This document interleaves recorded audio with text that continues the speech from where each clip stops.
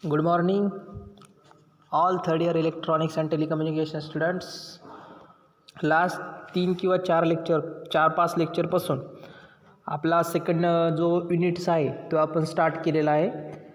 हा जो सब्जेक्ट आहे एम्बेडेड सिस्टम, हे एम्बेडेड सिस्टममध्ये टोटल जे युनिट शिकायचे आहेत आपल्याला, तर किती युनिट शिकायचे आहेत? सर्व 5 युनिट्स आपल्याला डिस्कस करायचे. त्या 5 युनिटमधले आपला हा सेकंड युनिट स्टार्ट केलेला आहे. आपण जो युनिट नंबर फर्स्ट आहे तो युनिट नंबर फर्स्ट आपला ऑलरेडी ओव्हर झालेला आहे. त्याच्या रिलेटेड जे लेक्चर्स वगैरे असतील ते सर्व थर्ड इयरचे जे जुनियर स्टुडंट असतील, जे बॅकलॉगनी पुढे आलेले आहेत, जे रेग्युलरमध्ये पुढे आलेले आहेत, त्या सर्वांनी ते लेक्चर्स पुन्हा पुन्हा बघून घ्यायचेत. आणि तुम्हाला काही नोट्सची जर गरज वगैरे पडत असेल तर ते व्हिडिओ लेक्चर्स वगैरे स्टॉप करून इमेजेस, डायग्रॅम्स किंवा त्याच्या रिलेटेड डिफरन्स वगैरे काही असतील तर तुमच्या प्रॅक्टिसच्या नोटबुकमध्ये ते लिहून घेत चला आणि त्याच्या रिलेटेड काय करत चला, स्टडी करत चला. कारण एकदम इम्पॉर्टंट पार्ट आपला चालू आहे. आपले जे पेपर्स वगैरे असतील ते पेपर्स पण आपले नोव्हेंबर किंवा नोव्हेंबरच्या आतमध्ये होऊ शकतात. त्यामुळे सर्वांनी भरोशावरती न बसता सर्वांनी त्याचा अभ्यास वगैरे चालू ठेवायचा आहे. तर आपण ह्या लेक्चर्समध्ये काय डिस्कस करणार आहेत? आपले जो सेकंड चॅप्टर स्टार्ट केलेला आहे मी, कुठला? Embedded C programming. So embedded C programming means that will be having one language that will be mostly perform the application like as a to train our processor with processing some controlling application. म्हणजे काय करायचं आहे आपल्याला? आपला जो processor आहे, जो embedded technology आहे आपली, एम्बेडेड टेक्नॉलॉजी म्हणजे lots of component assembled in a single chip that we have perform some a specific control application according to our operating system. The operating system is nothing but real time operating system. असे जे काही examples आहेत embedded सिस्टमचे जे आपण दररोजच्या जीवनामध्ये use करतो, ज्याच्यामध्ये काय केलेले असते, एक ऑपरेटिंग सिस्टम इंटरफेस केलेली असते. मग अशामध्ये कुठली ऑपरेटिंग सिस्टीम?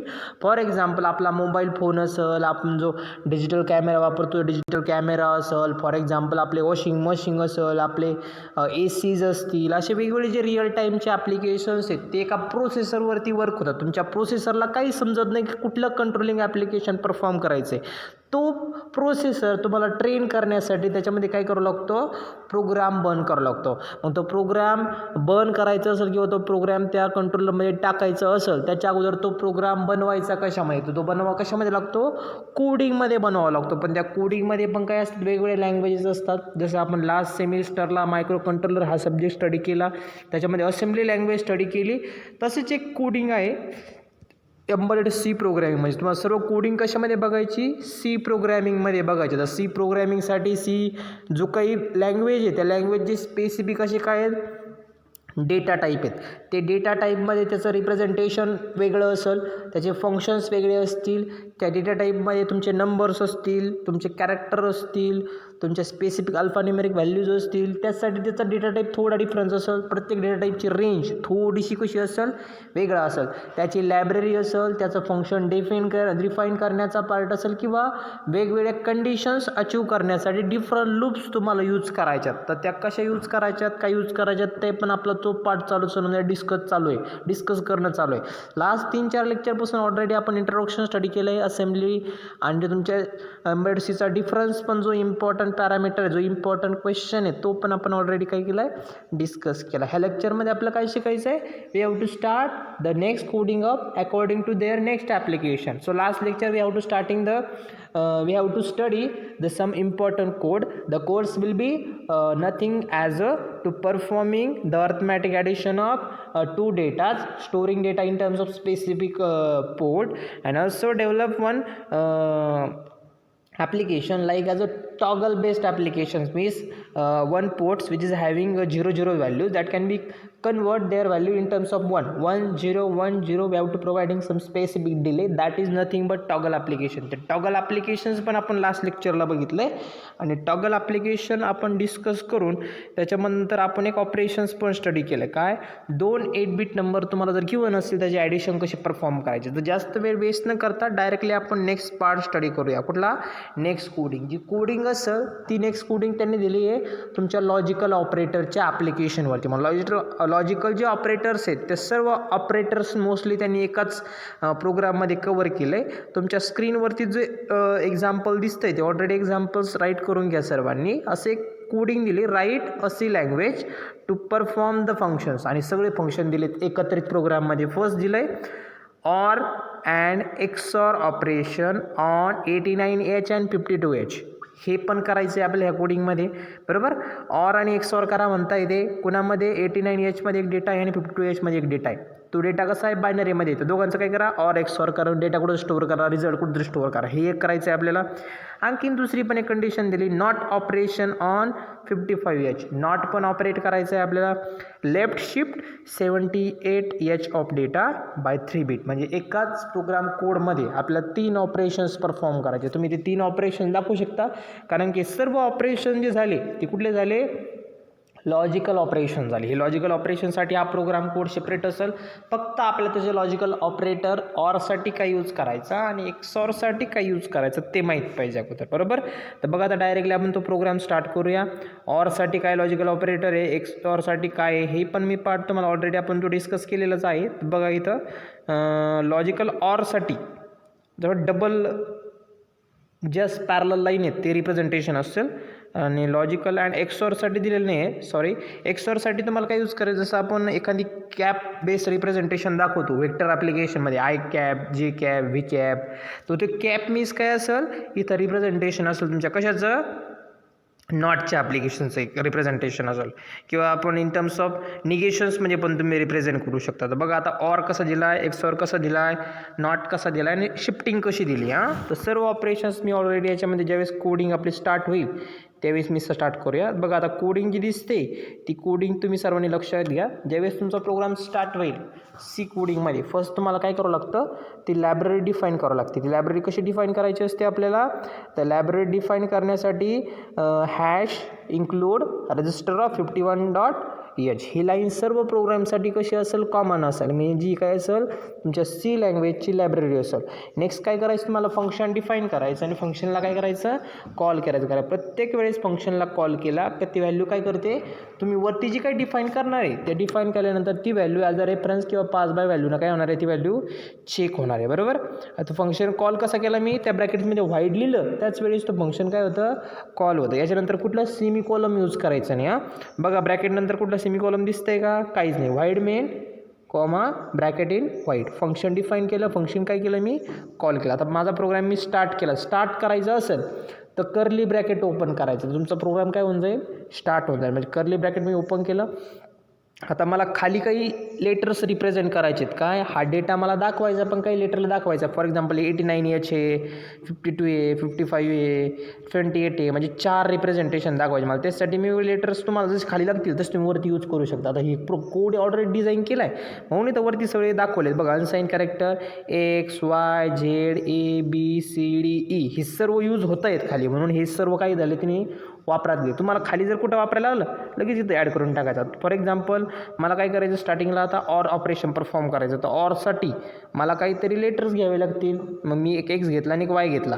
Xला मी डेटा रिप्रेझेंट केला 89H आणि Yला रिप्रेझेंट केला 52H. म्हणजे X आणि Y म्हणजे माझा कुठला डेटा आला व्हेरिएबल्समध्ये 0x89H आणि 0x52H. म्हणजे 89 Xमध्ये गेला आहे आणि Y कशामध्ये गेला आहे, 52. आपल्याला दोघांचं फर्स्ट काय करायचं, ऑर करायचं. तर ऑर करण्यासाठी आता सर्व पोर्ट काय करून घेतले, इनिशियलाइज करून घेतला. म्हणजे कुठल्याच पोर्टला कुठलाच डेटा नको आहे अगोदरच्या प्रोग्रामचा, म्हणजे तो इनिशियलाइज करून घ्यावा लागेल आपल्याला. म्हणजे अगोदर जर कोडिंग केलेली असेल तुम्ही, आपल्याला ते या ॲप्लिकेशननी कोडिंग करायची असेल तर त्या पोर्टमध्ये कुठलाच डेटा नको. आपण तो कसा पाहिजे, totally erase. We have to set all the value of all port set as a 0. How can be initialise, we have to setting the one instruction set nothing but port 0, port 1, port 2, port 3 is equal to 0x00. म्हणजे ही instruction set तुम्ही जर use करताय, P0 is equal to 0x00. अगोदर port 0ला काही data असेल तर तो total काय होऊन जातो, इरेज. म्हणजे सगळ्या पोर्ट काय होऊन जातात, 000 सेट होतात. पोर्ट 1 पण 00 सेट केली, पोर्ट 2, पोर्ट 3 म्हणजे कुठल्याच पोर्टला काहीच डेटा नाही. आता ज्यावेळेस तुमचं असं आयडेंटिफाय केलं, X म्हणजे 89चा डेटा आहे, Y म्हणजे 52चा डेटा आहे, त्यावेळेस सगळ्या पोर्ट काय करतो, इनिशियलाइज कर. कोण सांगतं, हा कोड सांगतो. काय करण्यासाठी, तुमच्या प्रोसेसरला सांगतो, कारण की आपल्याला हे 3 ऑपरेशन्स परफॉर्म करायचे त्या कोडिंगमध्ये. तर बघा आता नेक्स्ट पार्ट बघा काय असेल, Z is equal to X, एक बार दिला आहे आणि Y दिला आहे. तर तू हे कुठलं ऑपरेशन झालं, ऑरचं ऑपरेशन. जर ऑर ऑपरेशन तुम्हाला परफॉर्म करायचं असेल तर एक पॅरल लाईन घ्यावी लागते. Z is equal to X or Y. मग Z is equal to X or Y म्हणजे काय, Z अजून लेटर यूज केलं, पण कशासाठी यूज केलं, ते रिझल्ट स्टोअर करण्यासाठी. कुणाचा रिझल्ट स्टोअर केला आहे त्यांनी, ऑरचा रिझल्ट स्टोअर केला. म्हणून झेड एक लागला म्हणून त्यांनी झेडवरती फंक्शन डिफाईन केलं आहे. झेड माझं काय असणार आहे, कॅरेक्टर असणार आहे. तर Z is equal to X or Y, म्हणजे एक्स आणि वायमध्ये ऑर ऑपरेशन परफॉर्म होईल. ऑर म्हणजे काय, 0 + 0 0, 0 + 1 1, 1 + 0 1 आणि 1 + 1 1. असं जे ऑपरेशन्स असतात ते डेटा काय करून ठेवतात, झेडमध्ये स्टोअर करून ठेवला. म्हणजे ऑर कुठं आला तुमचा, झेडमध्ये. म्हणजे फर्स्ट आन्सर भेटला तुम्हाला, ऑर करायचा होता तुम्हाला, ते ऑर भेटला. त्यानंतर एक्स ऑर पी लगेच करून घ्यायचा. तो जो डेटा असेल कुठला ऑरचा, तो कुठं ट्रान्सफर केला, पोर्ट 0ला. म्हणजे पोर्ट 0मध्ये मी 0 0 होतं ना, आता कुठं ट्रान्सफर झाला तो रिझल्ट, पोर्ट 0ला गेला. आता त्यानंतर काय केलं मी, ए अगेन एक लेटर यूज केलं. एमध्ये काय केलं मी, एक्स ऑर वाय, म्हणजे एक्स ऑर ऑपरेशन परफॉर्म केलं एक्स आणि वायमध्ये. जो रिझल्ट आला तो मग कुठं गेला, एमध्ये गेला. मग ए कुठं रिप्रेझेंट केला मी, पोर्ट 1ला. म्हणजे मग तुझा ऑरचा रिझल्ट पोर्ट 0ला गेला आहे, एक्स ऑरचा रिझल्ट पोर्ट 1ला गेला आहे. आता नेक्स्ट बघा, आता 55 नॉट करायचं आहे आपल्याला. तर 55 हा कुठल्या तरी एका लेटरला रिप्रेझेंट करायचा. 55 मी बीला रिप्रेझेंट केला, बीचं निगेशन केलं. म्हणजे त्याच्यामध्ये जो डेटा आहे 55H तो जर बायनरीमध्ये दाखवला तर कसा येईल तो, 1 0 0 1 0 1 0 1 0 1. फक्त काय होईल, 1चं 0 0चं 1 होईल. म्हणजे फक्त निगेशन एक सिम्बॉलिक रिप्रेझेंटेशन केलं, निगेशन ऑफ बी. तर तो निगेशन ऑफ बी म्हणजे त्या 555चं निगेशन करून जो डेटा आहे तो कोणामध्ये गेला, सी. आणि सी कोणामध्ये ट्रान्सफर केला त्यांनी, P2मध्ये ट्रान्सफर केला. म्हणजे P0मध्ये तुमचा ऑरचा रिझल्ट आहे, P1मध्ये तुमचा एक्स ऑरचा रिझल्ट आहे, आणि तुमच्या P2मध्ये कुठलं जे निगेशन आहे, जे नॉटचा रिझल्ट आहे तो कशामध्ये स्टोअर आहे, तुमच्या P2मध्ये स्टोअर आहे. आता डीमध्ये त्यांनी काय केलं, एक परत जे नेक्स्ट ऑपरेशन आहे 78H आपल्याला शिफ्ट करायचं 3 बिटना. म्हणजे 79 हा एका लोकेशनपासून दुसऱ्या लिफ्टकडे शिफ्ट झाला पाहिजे, पण कसा, लेफ्ट साईडला शिफ्ट झाला पाहिजे डेटा. तो कसा शिफ्ट होईल, तर डीला डिफाईन, डी एक लेटर यूज केलं त्यांनी, डी परत तिथं इथं वरती पण यूज केलं, आणि इथं जिथं तुम्हाला लागतं आहे तिथं इथं वाढत चालायचं आहे. तुम्हाला एक्स लागला, तुम्हाला वाय लागला, झेड लागला, म्हणजे जे फंक्शन तुम्हाला खाली लागते ते इथं अनसाइन कॅरेक्टरमध्ये दाखवत चालायचं. म्हणजे नंतर चेंज होणार आहे. तुम्ही हे कसं दिलेलं आहे त्यांनी, ज्यावेळेस तुम्ही कोडिंग करत, ज्यावेळेस त्यांना रिक्वायरमेंट लागते त्याच वेळेस ते वरती ह्या पाडलेत चालतात.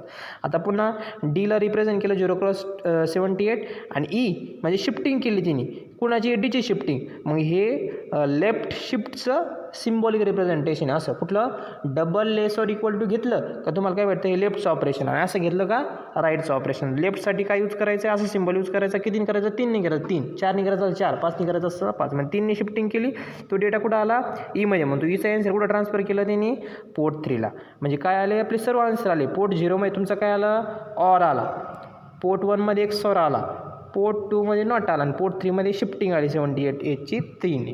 आणि नंतर तुमचा प्रोग्राम काय केला, तुम्ही स्टॉप केला. जर इनपुट येत असेल तुमच्या प्रोसेसरला व्हाईल 1, जर इनपुट येत असेल तरच अगेन पुन्हा हे ऑपरेशन करायचं, नसेल येत तर काहीच करू नका. हे व्हाईलचं ऑपरेशन असेल, सेमी इन्व्हर्टेड कॉमा प्रत्येक फंक्शन नंतर, प्रत्येक इन्स्ट्रक्शन नंतर सेमी कॉलम द्यायचं आहे.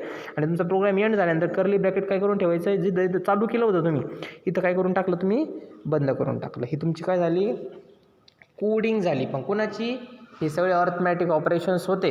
अर्थमॅटिक ऑपरेशन्स जे लॉजिकल ऑपरेशन्स आहेत, ते लॉजिकल ऑपरेशन्स तुम्ही कसे स्टोअर केले त्याच्या रिलेटेड काय झाली, कोडिंग झाली. आली सर्वांच्या लक्षात आले नसेल तर पुन्हा हा व्हिडिओ मागं घ्या आणि पुन्हा एकदा रिपीट ऐका.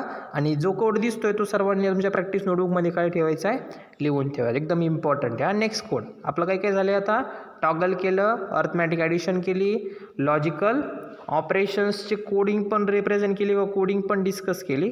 त्यातला नेक्स्ट पार्ट असेल तुमचा one's complement application. One's complement means काय असेल, if any binary number given in terms of 1s and 0, their ones complement are generated according to for what, one number replace, one bit replaced by 0 and 0 bit replaced by 1. Whatever new numbers are generated, that new numbers is nothing but one's complement of that given number. म्हणजे तुमचा given नंबरचं जर once complement तुम्हाला काढायचं असेल तर कसं काढतो आपण, ती कन्सेप्ट ऑलरेडी आपले डिजिटल टेक्निक्स म्हणून एक सब्जेक्ट होता बघा लास्ट सेमिस्टर किंवा थर्ड सेमिस्टरला, ज्यावेळेस तुम्ही नवीन कॉलेज जॉईन केलं असेल, जे मुलं असतील त्यावेळेस, त्या DTE सब्जेक्टमध्ये ऑलरेडी आपण ते डिस्कस केलं होतं. वन्स कॉम्प्लिमेंट म्हणजे एखादा बायनरी नंबर दिलेला असेल, त्या बायनरी नंबरमध्ये 1 आला तर 0 करायचं, 0 आला तर 1 करायचं. जो नवीन नंबर भेटतो तो त्या गिवन नंबरचा वन्स कॉम्प्लिमेंट असतो. तुम्हाला वन्स कॉम्प्लिमेंटमध्ये कोडिंग करायची, एक नंबर दिला आहे तुम्हाला बघा, राईट सी लँग्वेज, म्हणजे तुम्ही एक कोड बनवायचा आहे सी कोडिंगचा.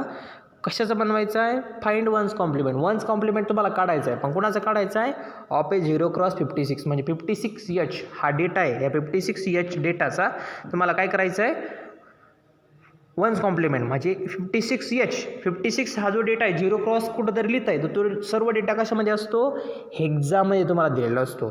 तो हेक्झामधला डेटा ऑलरेडी आतमध्ये तो बायनरीमध्ये असतो, पण वरती दाखवताना तो कसा मेमरीमध्ये दाखवताना तो सर्व डेटा कसा दाखवला जातो असतो, हेक्झामध्ये रिप्रेझेंट केलेला असतो. तो एक इम्पॉर्टंट पार्ट आहे त्याच्यामधला, लक्षात ठेवायचा तो पण पार्ट सर्वांनी. नेक्स्ट पार्ट असेल त्याच्यामधला, ज्यावेळेस हा प्रोग्राम तुम्हाला राईट करायचा आहे वन्स कॉम्प्लिमेंटचा, तर वन कॉम्प्लिमेंट राईट करण्यासाठी तुम्हाला फर्स्ट काय करावं लागेल, ही फर्स्ट स्टेप तर सर्वांसाठी कॉमन असतं. तुम्हाला काय करावं लागते, फर्स्ट त्याची लायब्ररी डिफाईन करावी लागते. लायब्ररी कशी डिफाईन करायची, hash include register of 51.h he line सर्वांकडे कॉमन असेल, म्हणजे ही सी कोडिंगची लायब्ररी असेल. जसं तुम्ही org00h स्टार्ट करायचं तुमचा प्रोग्राम राईट करण्यासाठी असेंब्लीमध्ये, तसं सेम असेल hash include register of 51.h. Next instruction that will be having representation of some function of C coding in which we have to use call by value or call by reference. According to that we have to calling the function in terms of bracket write as a name void. म्हणजे तुम्हाला next जे instruction set असेल ते काय असेल, तुमचं function define करायचं. तुम्हाला काय डिफाईन करायचं आहे, वाईड मेन ब्रॅकेट वाईड. तर ते ब्रॅकेट कंप्लीट झाल्याच्या नंतर तुमचा कुठलाच नसेल सेमीकॉलम दिलेला नसेल. सेमीकॉलम नसेल म्हणजे ते काय असेल, तुमचं फंक्शन असेल. तुमचा प्रोग्राम स्टार्ट झाला, आता कर्ली ब्रॅकेट मी काय केलं, ऑन केलं. तर मला काय करायचं आहे आता, ज्यावेळेस 56 हा मला दाखवण्याचं असेल त्यावेळेस मी काही लेटर्स यूज करणार आहे, कॅरेक्टर यूज करणार आहेत. कुठले, फॉर एक्झाम्पल मला कुठंतरी XY लागणार आहेत म्हणून मी अनसाइन कॅरेक्टर हे फंक्शन डिफाईन केले अगोदर.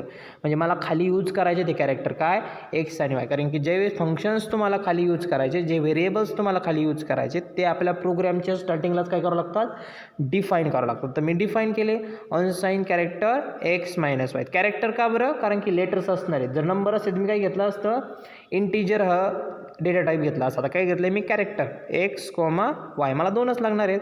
मी फर्स्ट काय केला, जो 56 डेटा आहे तो एक कॅरेक्टरला रिप्रेझेंट केला ॲज अ X म्हणून. एक पोर्ट आहे, मला जर रिझल्ट स्टोअर करायचा आहे ती पोर्ट मी काय करून घेतल्या अगोदर 0 करून घेतली. त्या पोर्टमध्ये मला काहीच नको आहे, म्हणजे पोर्ट 1 = 0x00. म्हणजे मी काय केली, ती इनिशियलाइज केली. व्हाईल 1 काही मला डेटा येत असेल, व्हाईल 1ची कंडिशन लक्षात ठेवा, तुमच्या कंट्रोलला काही इनपुट येत असेल तरच फंक्शन कर, नाही तर काहीच करू नको. तर व्हाईल 1 जर काही इनपुट येत आहे तुमच्या कंट्रोलला तर तो इनपुट म्हणजे काय असणार आहे, X = 0x56h. या 56hचं तू काय कर, डायरेक्टली निगेशन कर. बघा निगेशनचा सिम्बॉल यूज केला, X केला, म्हणजे ऑटोमॅटिक आहे 56hचं कन्वर्जन. 1चा 0 होता, 0चा 1 होता, तो रिझल्ट कशामध्ये स्टोअर होतो, वायमध्ये स्टोअर होतो. आणि जो वाय लेटर आहे ते वाय तुम्ही यूज केलं म्हणून तर वाय आपण रिप्रेझेंट केलं आहे. तो वायचं रिप्रेझेंटेशन कशामध्ये घ्यायचं, P1मध्ये. म्हणजे तुमचा रिझल्ट कशामध्ये जाईल, वन्स कॉम्प्लिमेंट झालं आहे 0x56 कशामध्ये जाऊन जाईल, ते P1मध्ये जाईल. म्हणजे P1 नंतर तुमचं जो काही व्हाईलचं सेमीकॉलम इथं ओपन केलं होतं मी कर्ली ब्रॅकेट, ते काय होऊन जाईल, अगोदर व्हाईलचं बंद होईल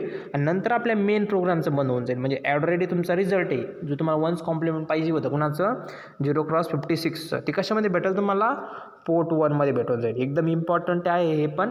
म्हणजे तुम्हाला write a C language program using one's complement of 0x56. म्हणजे 0x56 या डेटाचा तुम्ही काय बनवला, वन्स कॉम्प्लिमेंट बनवला. पण तो रिझल्ट कशामध्ये स्टोअर करून ठेवला आहे आपण, पोर्ट 1मध्ये स्टोअर करून ठेवला. असे 2 कोडिंग आपण ऑलरेडी बघितल्यात. वन्स कॉम्प्लिमेंटची पण एक इम्पॉर्टंट असं. तर नेक्स्ट कोडिंग आपल्याला बघायची, ही आपली झाली बेसिक कोडिंग. त्याच्यामध्ये आपण काय काय बघितलं, बेसिक्स कोडिंगमध्ये बेसिक कोडिंगचं इम्पॉर्टंट बघा काय काय बघितलं आपण त्याच्यामध्ये, ते एकदा ओव्हरव्ह्यू करून बघूयात. तर फर्स्ट कोडिंग आपण चेक केली होती प्रोग्रामिंगमध्ये, डिस्प्ले करायचं. Display means that will be having some data, we have to display some specific port. हा पण ऑलरेडी आपण लिहून घेतलं, सिम्पल कोडिंग आहे. टॉगल्स पण सिम्पल आहेत, फक्त डेटा घ्यायचा आणि स्पेसिफिक अशा डिलेने काय करायचा, डिस्प्ले करायचा एक नंबरवरती. डिले मीन्स एकदा चालू असेल एकदा बंद असेल, एकदा चालू असेल बंद असेल, दोघांमधला जो टाईम असेल तो डिले रिप्रेझेंटेशन असेल. राईट C लँग्वेज 8 बिटचं ॲडिशन केलं आहे आपण. ॲडिशन नंतर आपण C लँग्वेजचं अर्थमॅटिक लॉजिकल ऑपरेशन्स पण परफॉर्म करून बघितले, त्याची कोडिंग राईट केली आणि वन्स कॉम्प्लिमेंट पण केला. तर नेक्स्ट ॲप्लिकेशन असेल टायमर/काउंटर. जो तुम्ही डिले दिला या ऑपरेशनला, LED ऑन ऑफ होतो तो डायरेक्टली मॅन्युअली दिला. आता हा जो डिले, हा डिले देताना तुम्ही टायमर/काउंटरनी सुद्धा तो डिले काय करू शकता, प्रोव्हाइड करू शकता. म्हणजे most of the toggle application or on off LED based application. मग तो टायमर स्लॅश काउंटर हा एक पार्ट आहे, हा एक ब्लॉक आहे, तो ऑलरेडी तुमच्या प्रोसेसरमध्ये किंवा तुमच्या कंट्रोलरमध्ये काय असतो, प्रेझेंट असतो. मग त्या टायमर स्लॅश काउंटरचं काय फंक्शन आहे, तर ते आपल्याला आता नेक्स्ट लेक्चरला वगैरे बघूयात आपण. What is mean by timer slash counter, what is the register are used to performing the timer slash counter based operations. तर ते ऑपरेशन्स आपण नेक्स्ट लेक्चरला बघूया, त्याचे रिलेटेड SFRs बघूयात आणि त्याच्या रिलेटेड प्रोग्रॅमिंग बघूया. त्याच्यामध्ये स्पेसिफिक अशा स्टेप्स आहेत त्या आपण नेक्स्ट लेक्चरला वगैरे डिस्कस करूयात. Okay, thank you.